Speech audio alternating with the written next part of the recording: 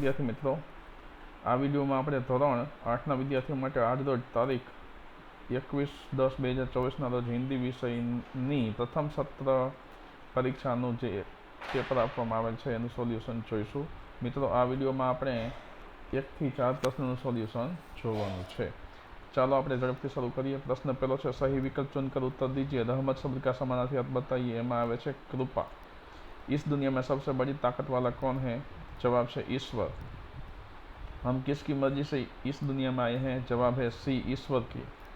जिस्म शब्द का समानार्थी शब्द डी, शरीर। प्रश्न 1 ब, संक्षेप में उत्तर दीजिए। किन्हीं दो। हामिद ने मेले में से क्या खरीदा? उत्तर से हामिद ने मेले में से अपनी दादी के लिए एक चिमटा खरीदा था।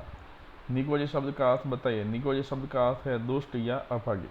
सुनीता विलियम्स का जन्म कहाँ हुआ था? सुनीता विलियम्स का जन्म 19 दिसंबर 1965 को हुआ था। कब हुआ था? 1965 को।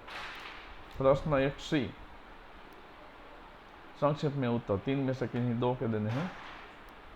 कवि किसे सबसे ताकत वाला मानते हैं? क्यों? कवि ईश्वर को सबसे ताकत वाला मानते हैं। ईश्वर सर्वशक्तिमान है, वह सब कुछ कर सकता है, वह जिसे चाहे उसे जीवन दे सकता है और जिसे चाहे उसे मार भी सकता है।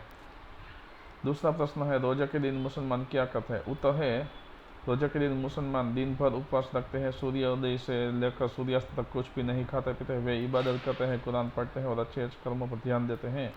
सूर्यास्त के बाद रोजा खोलते हैं, जिसे इफ्तार कहते हैं।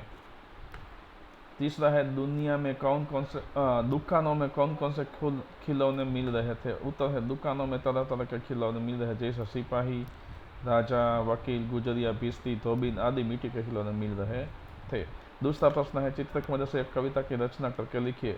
यहाँ पे सूर्य का चित्र दिया गया है। आप हमें इस पर से कविता बनानी है। इस प्रकार हम बना सकते हैं। सूर्य उगता लाता सुखदायी रोशनी, धरती पर छिटकती सुनहरी छवि सुवर्ण, नदियों में लहरें, पेड़ों पर छाया, सूर्य की चमक से जीवन में छाया।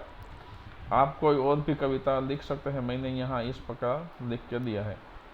अब तीसरा प्रश्न है, रूपरेखा के आधार पर कहानी लिखी। यहाँ पे रूपरेखा दी गई है। रूपरेखा को मैं नहीं पढ़ता हूँ, मैं सीधा कहानी ही आपको पढ़कर सुना देता हूँ। एक समय की बात है, एक नगर में 2 स्त्रियां थी जो एक ही बालक को अपना बताकर दावा कर रही थी। दोनों के बीच काफी तकरार हो रही थी, क्योंकि वे दोनों उस बालक को अपना बेटा मानती थी।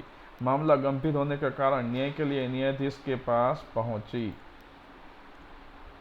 न्यायाधीश ने दोनों की बातें ध्यान से सुनी। दोनों स्त्रियां बालक पर अपना अधिकार जता रही थी और अपना अपना दावा प्रस्तुत कर रही थी। न्यायाधीश को यह समझ नहीं आ रहा था कि किसे सही माना जाए। फिर उन्होंने एक बुद्धिमानी भरा फैसला लिया।